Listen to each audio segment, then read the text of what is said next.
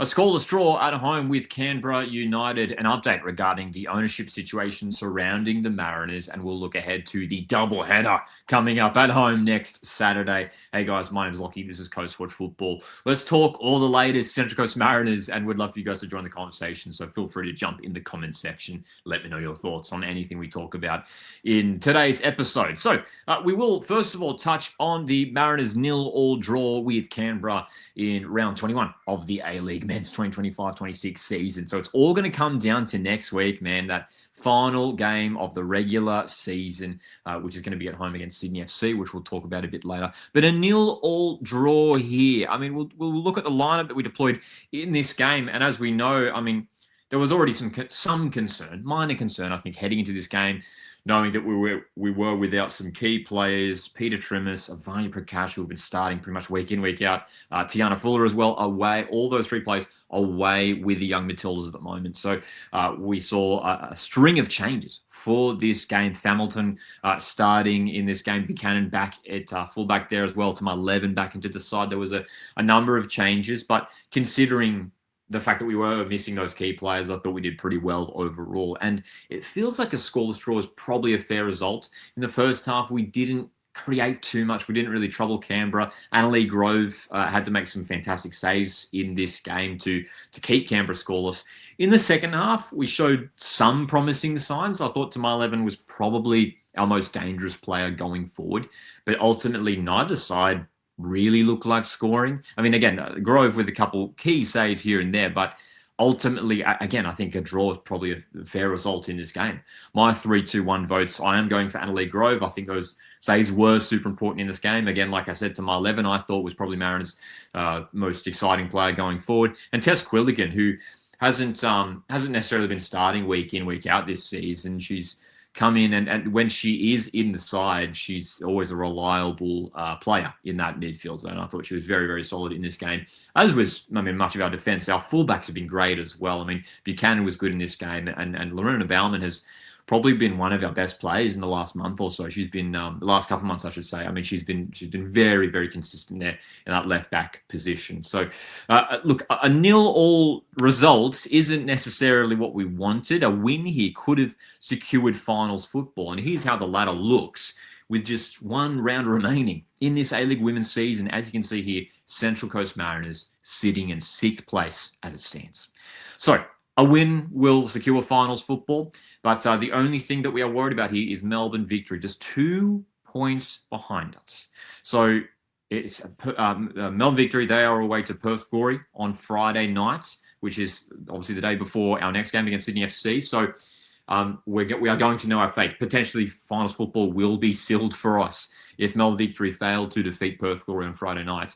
It doesn't matter the result in the end. But having said that, even regardless of that, we want to make sure we can charge as far up as possible on the ladder. I mean, looking at the ladder there, we should be able to catch Adelaide United in 4th spot. And as we know, that 3rd and 4th spot for those elimination finals, they're really important because whoever finishes 3rd and 4th, they host those elimination finals, and that would be huge for the Mariners. Obviously, that's the scenario we were in last year, where we hosted an elimination final, went on to win the whole thing from there. So hopefully we can, do a similar thing this season once again. But all eyes, of course, turn to the game against Sydney FC this weekend. And as we can see there, Sydney FC currently bottom of the ladder. They are coming off a win in the Big Blue, Sydney FC. So, and they'll be very eager, obviously, to avoid that wooden spoon. So Mariners will have to make sure, we are absolutely at our best in this game once again to secure the points and to secure finals football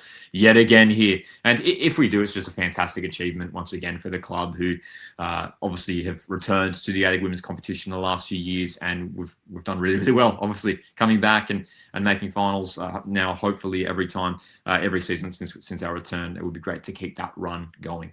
So let's move on now and talk about the ownership situation at Mariners. And we're taking a look at some screenshots from this recent article from football360.com.au, so you guys can head to their website and check it out if you want. But there's this article I thought was good because it sort of compiled all the reports across the media surrounding some of the recent news regarding the Mariners' ownership situation. And check out this headline; it's quite interesting. NRL twist in imminent Central Coast Mariners sale to QPR and how it impacts the Canberra bid. That's obviously sort of separate to Mariners, but I'm sure we'd all love to see a Canberra side in the A-League men's competition as well down the line.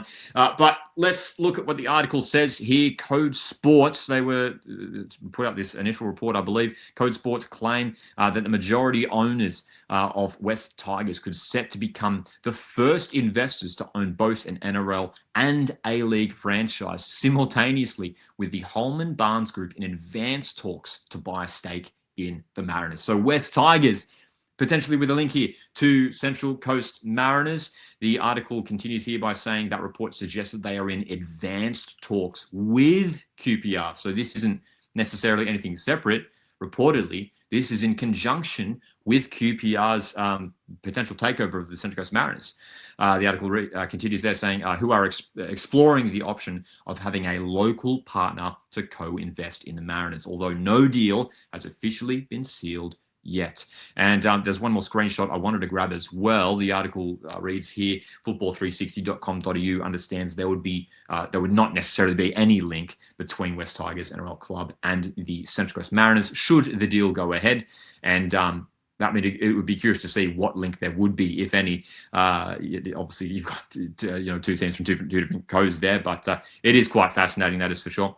And the article says here that Code Sports report suggests significant movement is expected in the next week. It's really, really exciting. Just hearing more noise and positive noise. I don't know about you guys. I wonder what you guys make of this. An NRL club getting involved in the Mariners, but I'm very curious to see how it all plays out. That's ultimately sort of where we're at now. I'm sort of happy for anything at this stage, as long as it's going to be positive for the club.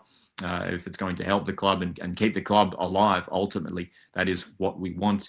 And it's quite interesting here that QPR are looking for, as a reportedly, local investment. So we'll see what happens. But if that is what is required to get this deal over the line, then hopefully it all goes ahead and all turns out well in the end. But we'd love to get your thoughts on that as well. What do you make of an NRL club potentially being involved in the ownership situation at Central Coast Mariners? So let's talk about the fixtures coming up this weekend to finish off as well. Two huge games. Both these games are huge for obviously different reasons, where the women's and men's sides are in different points in the season, both towards the end. So as we were talking about previously, we need to secure a result here at home against Sydney FC to claim that final spot there and to play finals football for yet another season. And for our men's team here, back in action after the men's international break. So big game coming up against Perth Glory. We have 5 games left now, the men's team, and we need to start picking up points. And these last couple home games, we know we've got Perth at home here this weekend, and then in a couple weeks' time after that, Brisbane at home. 2 teams who are below Mariners on the ladder.